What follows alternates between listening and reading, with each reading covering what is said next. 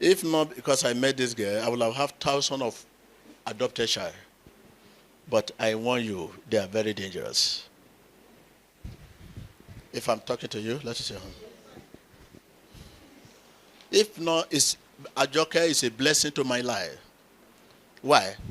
If not because I met this lady, I would have adopted 1 million of them. Very. They will never be grateful to whatever you. When the BBC expose came out, a lot of people were saying that this girl that they call Ajoke is not the biological child of Prophet TB Joshua. Even though in the BBC expose, they said that that is TB Joshua's biological child. Now, TB Joshua from the dead, he has exposed something about the BBC and now it's raising a lot of questions. Number one, the BBC lie. Number two, if they lied about this, what shows that they are not lying about other things? Just say they have blown a very big hole in the BBC expose and now the credibility of the entire BBC expose is very shaky. The Synagogue Church of All Nations, Thessalonica, they have posted a video that is proving that this lady called Ajoke is not the biological child of Prophet TB Joshua, and also some things that she was doing. Right now, apparently, the BBC expose is shaky. It's shaky. It is shaky. And I have the full gist for you. I'm the Headless YouTuber, that's Headless Reactions. Alatai, Yanko!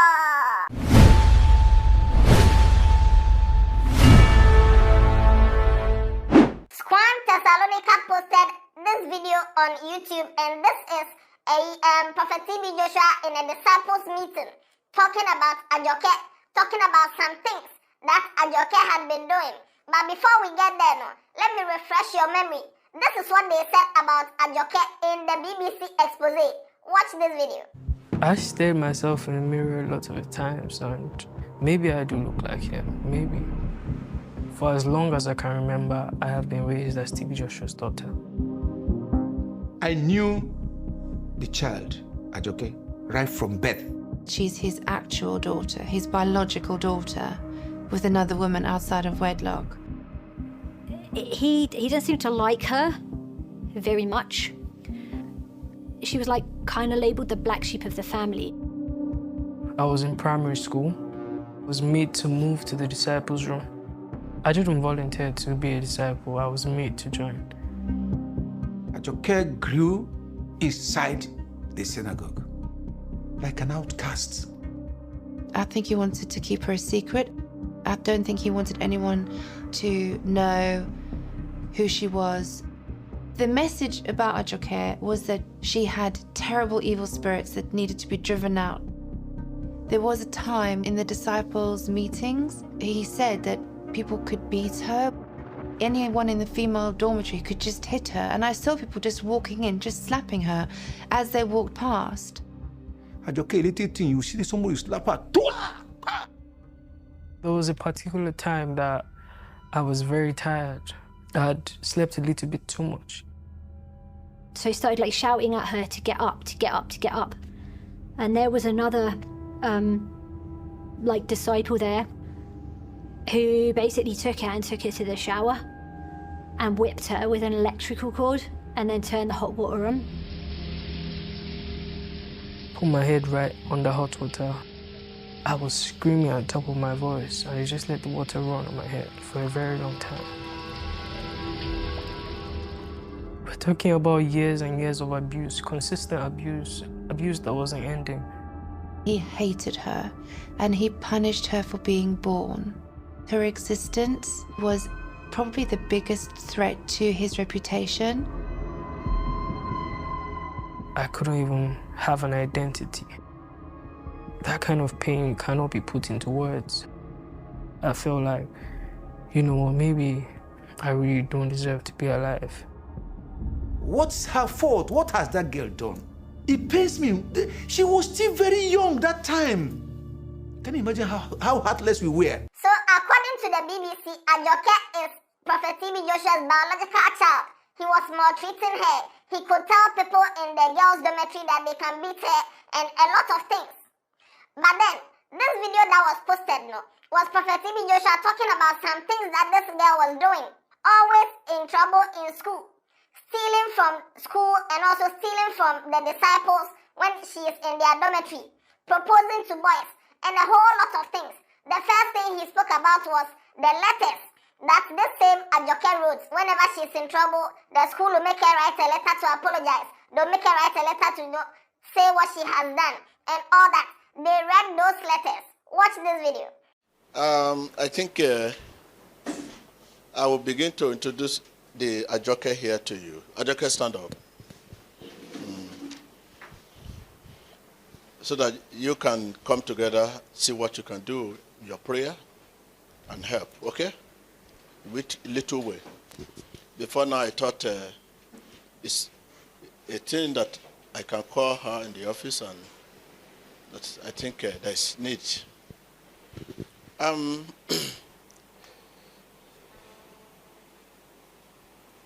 It's such a surprise thing. I know many of you might have known. She has that, what we call, influence on the people. And it doesn't influence little people, BB people, people that matter. Let me just take it in a brief. To the extent that 2 months ago, I have to call the Commissioner of Police. They should trace his file. And they brought the file to me. And I said, letter in respect that I should return him. And I hold on the letter. I will show you the letter now. Because they too feel for me that so much I have given to this one. No, they should put him where she belongs. In the British school, there's a letter there from the school, which this girl stole money. Can you bring the letter? Let us see, one by one.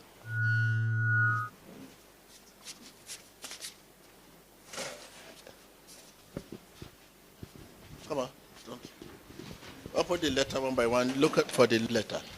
This is his letter that he agreed that he stole it.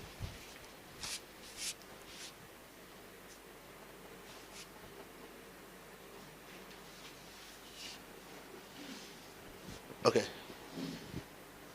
Give it the mic. So this one says, letter of plea. I, Ajoke Joshua, is hereby admitting that I stole the sum of 41,000 CFA francs from... This was a very criminal act, and also something that should have never been done at all in the first place. I was tempted by the money, and I do not have any idea of what prompted me to do this. I am so sorry, and I promise that in my whole entire life, this will never happen again. Please do not suspend me. I am sincerely sorry. Ajoke, God's will, Joshua. There's more of that letter there. Apart from that, you come on. This one says, Ajoke, God's will, Joshua. Dear school board, this is Ajoke, God's will, Joshua, writing to you again. I just want to say that I am sorry in sincerity and humility of mind. Please find a place in your heart to forgive me. I would like to plead my case to be treated calmly. Although I know that I pulled myself into this drowning mud.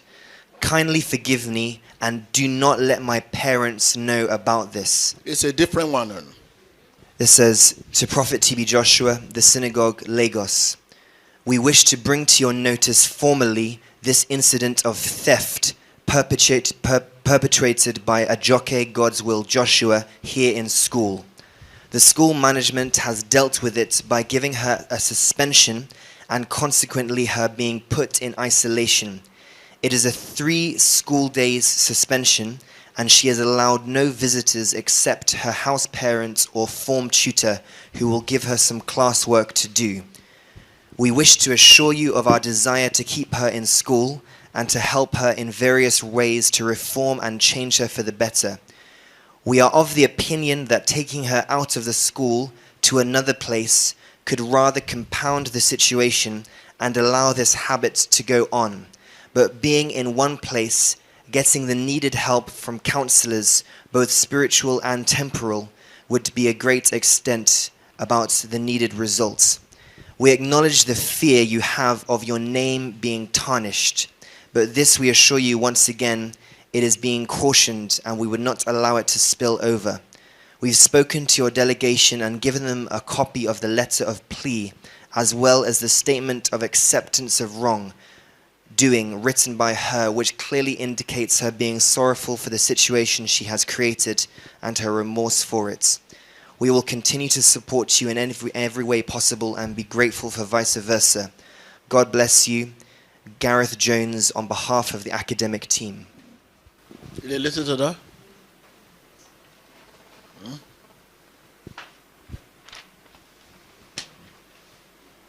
You listen to that? Ajoke, God's will, an undertaking. This undertaking is to soberly express my grief concerning That the is recent... the second undertaking in the same school. Second undertaking, don't worry. That means this girl was a very big troublemaker when she was in school or when she was at that age. Now, it got to a time where she got in trouble so much in school that the school kept calling her, in quotes, father, TB Joshua, to wonder that, hey, are you sure this girl is your daughter? Because the kind of trouble that she's falling in, no, she will bring, bad name to your reputation, or she will ruin your reputation because, and it was at this point that Prophet TB Joshua told the school that, oh, she is not my biological daughter. Somebody came to dump her in front of our church when she was like 1 month old. I took her to the police station, and the police station said that nobody will take care of her, so you there, please take care of her. And that was where Prophet TB Joshua adopted the girl. He found her on the 12th of May, 1995. And they had video evidence of the baby. She said, oh, BBC do yawa, BBC. BBC do yawa. Watch this video. So after they wrote this letter to me, to them, because nobody ever know, they thought it's my biological child. I now show them the day we found her. This is a letter from the police, from the government. When she was a baby,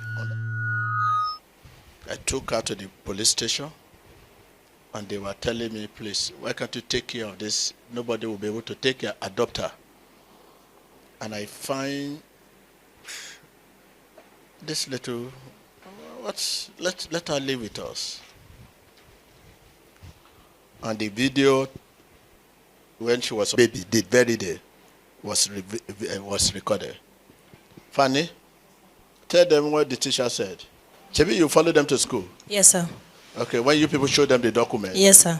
The whole board of teachers were there, and we played the video for them out. They were very surprised because they said to themselves that how can the blood of man of God can be doing such thing in the school? They were perplexed. But when they saw the video, they said, wow, now we understand why this lady is behaving like this. She's not part of man of God's family.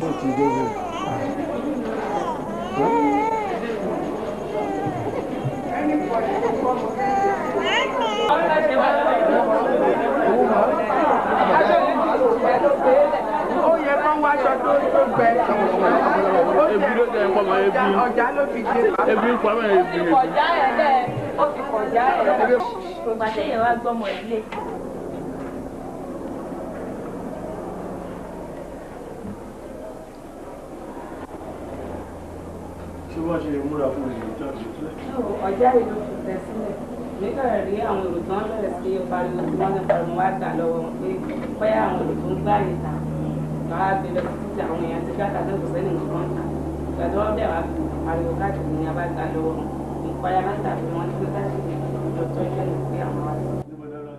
ṣọ́ọ̀ṣì wọn tẹ̀sí pẹ̀lú ọ̀rẹ́ ìlú bẹ́ẹ̀ wọn láti sáfì ọmọ yẹn